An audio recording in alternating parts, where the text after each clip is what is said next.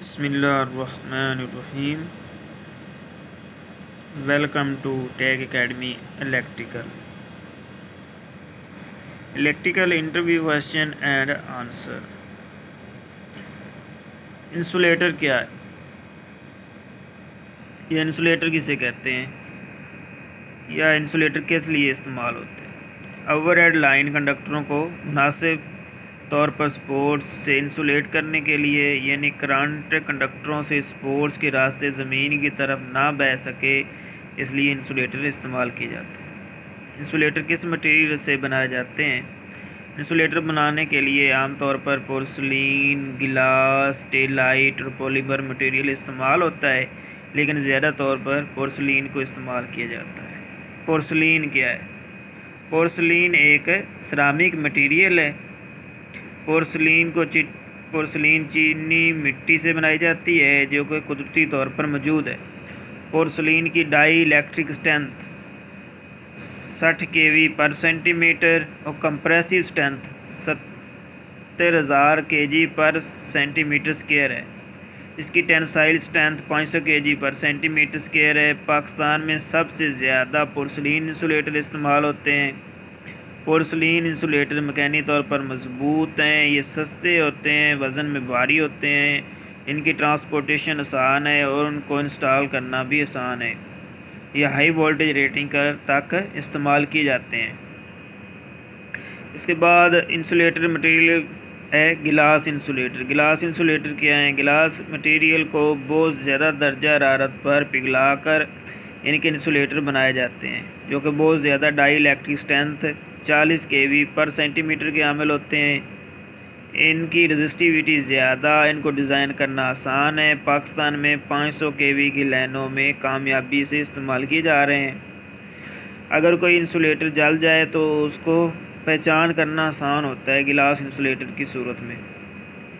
Next ہے ہمارے پاس اسٹیلائٹ insulator. اسٹیلائٹ insulator کیا ہوتا ہے؟ اسٹیلائٹ ایک میگنیشیم سلیکیٹ ہوتا ہے، جو کہ میگنیشیم آکسائڈ اور سلیکا کے مختلف تناسب سے ملتا ہے.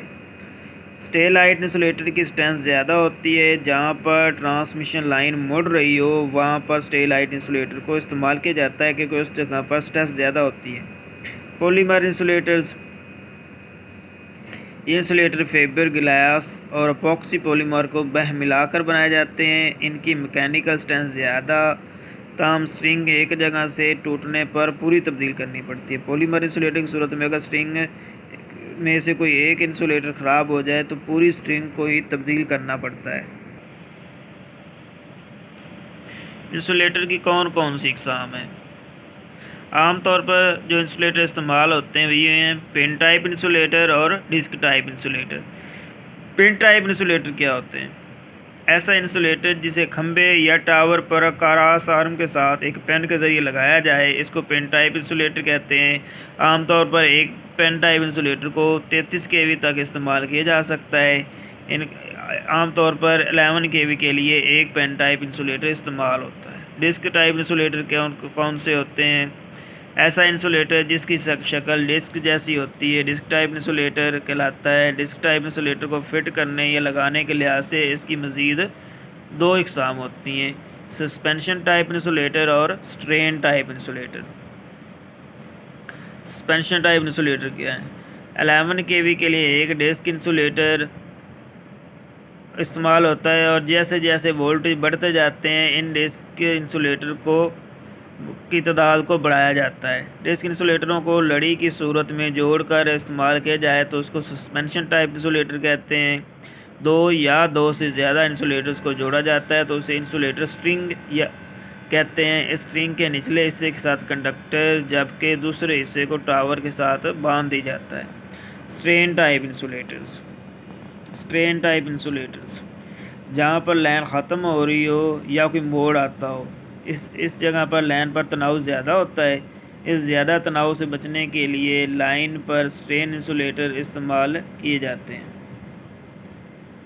جب تناؤ زیادہ ہو تو سٹرین ٹائپ انسولیٹر جب تناؤ زیادہ ہو تو سسپینشن ٹائپ انسولیٹر کی دو یا دو سے زیادہ لڑیوں کو متوازی میں جوڑ کر لگایا جاتا ہے. جس جگہ پر تناؤ زیادہ ہوتا ہے، یعنی جہاں پر موڑ آ رہا ہو یا جس جگہ پر لائن ختم ہو رہی ہو تو وہاں پر لائن پر تناؤ زیادہ ہوتا ہے، تو اس صورت میں سسپینشن ٹائپ انسولیٹر کی 2 یا 2 سے زیادہ لڑیوں کو آپس میں جوڑ کر لگایا جاتا ہے، اس کو سٹین انسولیٹر کہتے ہیں۔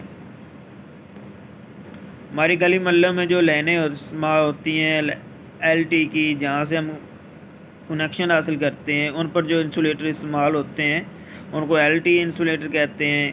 11 kV پر عام طور پر پین ٹائپ انسولیٹر اور 440 وولٹ 3 فیز پر میں اسپول یا شکل ٹائپ انسولیٹر کو استعمال کیا جاتا ہے۔